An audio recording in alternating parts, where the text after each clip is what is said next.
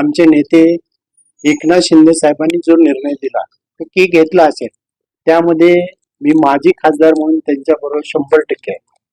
त्यांनी पक्षामध्ये घेतलं तर भाऊसाहेब वागचौरेचं मी माजी खासदार म्हणून स्वागतच करणार. आणि निश्चित जर पाहिलं तर आतापर्यंत त्यांनी अनेकदा पक्ष बदलले, सगळ्या काही गोष्टी आहेत. कसं आता ते राजकीय वाटचाल कशी आहे?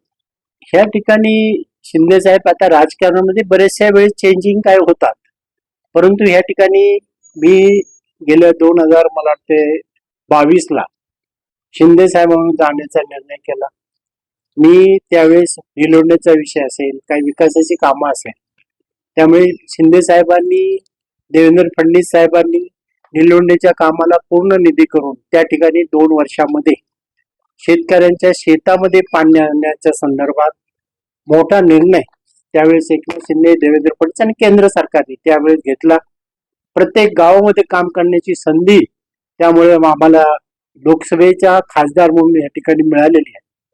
परंतु 2024ला दुर्भाग्याने या मतदारसंघामध्ये मतदारांनी जरी मतं दिले असेल, या ठिकाणी माझा पराजय झाला.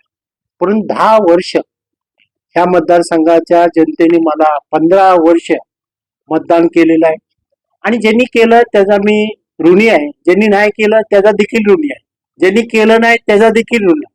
या ठिकाणी ह्या मतदारसंघामध्ये सतत काम करण्याची संधी मला 10 वर्षे मिळालेली आहे. भविष्य काळामध्ये सुख दुःखामध्ये कार्यकर्त्याच्या असेल, मतदारांच्या काय अडचणी असेल, राज्याच्या असेल, केंद्राच्या असेल, त्या सोडवण्याचा मी प्रयत्न करेन. राज्याच्या आणि केंद्राच्या ह्या योजना काय काय लाभ देता येईल ते आम्ही करणार. ठाकरे गटाकडून आता इशारा देण्यात येतोय की ते जर समोर आले तर त्यांच्या विरोधात बंडखोर खासदार गद्दारी केली तर त्यांना आता संरक्षण शिंदे गट म्हणून तुम्ही सगळं देणार. ह्या ठिकाणी शासकीय लेवलचं संरक्षण असेल मिळेलच, परंतु आम्ही देखील 2022ला झालं त्यावेळेस निषेध वगैरे झालेला, परंतु ह्या भागातला विकास, ह्या भागाला कार्यकर्त्याची संच होता त्यावेळेस आमच्या बरोबर राहिला. लोकांनी संधी दिली, थोडं आंदोलन झाले, परंतु ह्या ठिकाणी काम करताना ह्या मतदारसंघामध्ये सूक्ष्म कार्यकर्ते आहेत, काम करणारे कार्यकर्ते, मतदार सर्व असल्यामुळे या ठिकाणी त्यांना जे मदत करायची असेल शासनाच्या वतीने केली जाईल. मी शिंदे साहेब जो निर्णय घेतला, शिंदे साहेबांनी त्यांना पक्षात घ्यायचं असेल त्याचं मी माजी खासदार म्हणून स्वागत करतो. 2024च्या निवडणुकीच्या वेळेस प्रचाराच्या वेळेस जे आरोप प्रत्यारोप झाले, ज्या पद्धतीचे टीका एकमेकांवर तुमचे झाले, आता कसं सगळे जुळून? आता योग आहे 2014चा मी इतिहास सांगतो. 2014ला बाळासाहेब विखे पाटील साहेब असतील, राधाकृष्ण विखे पाटील साहेब असतील, ह्या ठिकाणी मी श्रीरामपूरचा उल्लेख करेल. विखे पाटील विरोधात होते आणि मुरकुटे ह्या ठिकाणी माझे समर्थन करत होते. 2024ला मुरकुटे विरोधात गेले आणि विखे पाटील समर्थनात आले. कालचक्राने दोन्ही माझ्या विखे आणि मुरकुटे आले आणि आमचा पराजय झाला. म्हणजे हे राजकारणामध्ये कधी काय घडू शकतं, पण चांगलं कार्यक्रम आणि कार्यकर्त्यांचं मत आणि लोकांमध्ये संपर्क ठेवायची भूमिका आहे. मला एकच वाटतं, हा मतदारसंघ साईबाबांचा आहे. साईबाबांच्या आशीर्वादाने आणि देशात विदेशात आणि साईबाबाच्या मनामध्ये जे असेल ते होणार आहे. आणि म्हणून चांगली बुद्धी देऊन या ठिकाणी ह्या मतदारसंघाचा विकास, मी सर्वात दुर्भाग्य आहे ह्या मतदारसंघामध्ये 2005चा जो कायदा झाला, मी पत्रकार आपण सर्व आहे, 2005चा ब्रिटिशांनी न्याय दिला आपल्याला, परंतु 2005चा जो समान पाणी वाटप कायदा झाला त्यामुळे हक्काचं पाणी आपण मराठवाड्याला गेलेलं आहे. आणि म्हणून कॅनल 12 महिने पाण्यामध्ये राहणारा शेतकरी भविष्य काळामध्ये 4थं रोटेशन मिळालं नाही, ते शेतकऱ्यांच्या जमिनी माती मौलाच्या होतील, त्याला पियाला पाणी उपलब्ध होणार नाही. म्हणून तो कायदा झाला, तो कायद्याचा मी त्यावेळेस पण निषेध केला होता आता 2014 पासून.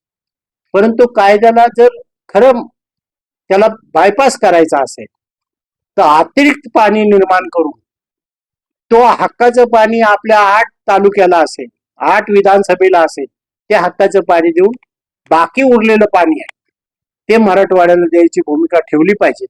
नाही तर ब्रिटिशांनी न्याय दिला आणि आपल्या लोकांनी ह्या पट्ट्यातल्या खासदार आमदारांनी तो हिरावून घेतलेला अधिकार आहे पूर्ण द्यायला आपण प्रयत्न करायला पाहिजे, तरच शेतकऱ्याला न्याय मिळेल. की आता राजकीय गणितांसाठी हे जे आहे ठाकरे गटाचे खासदार इकडे येत आहेत, मात्र भविष्य काळात तुमची जी दावेदारी होती किंवा तुमचा जो हक्क या ठिकाणची उमेदवारी होती, तो तुम्ही सोडणार?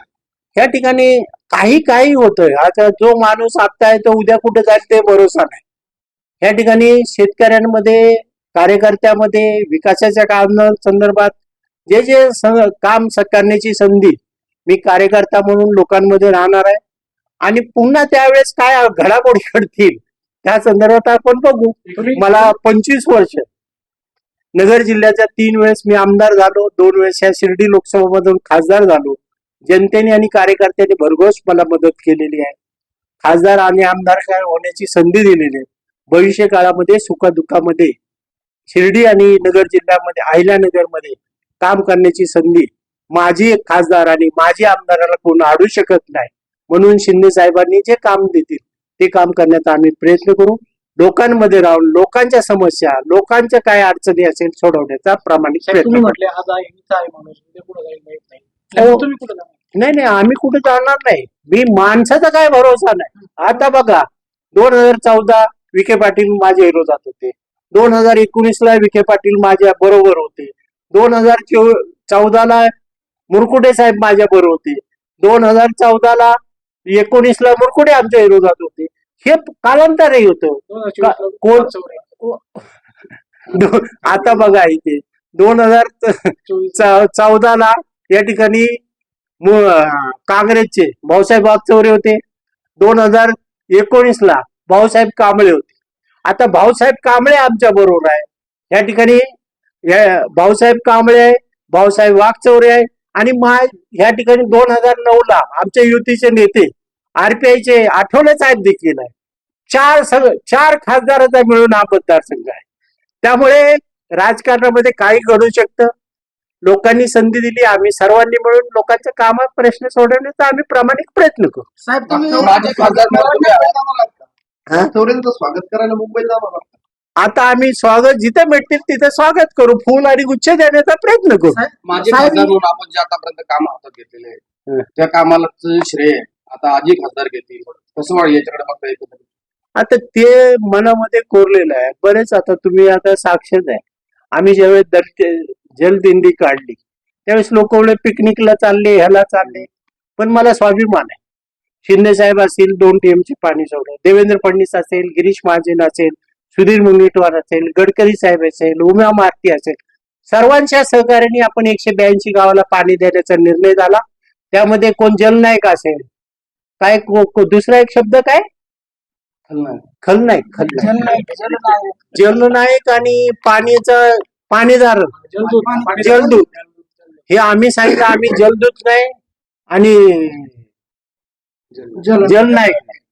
आम्ही 50 वर्ष रखडलेला कामाला गती देणारा सर्वसाधारण खासदार आहे आणि 50 वर्ष रखडल्यानंतर आमच्या काळामध्येच या ठिकाणी शेतकऱ्याला 182 गावामध्ये पाणी आणण्याचं भाग्य या शिर्डीच्या जनतेने मला अधिकार दिल्यामुळे ते आणण्याचं भाग्य लाभलं.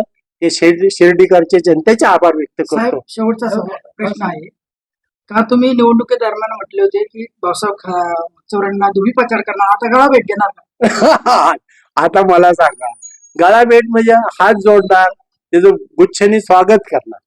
आता गळा भेट करण्यासाठी ते काय कसा गळा भेट करायची ते आपण बघू.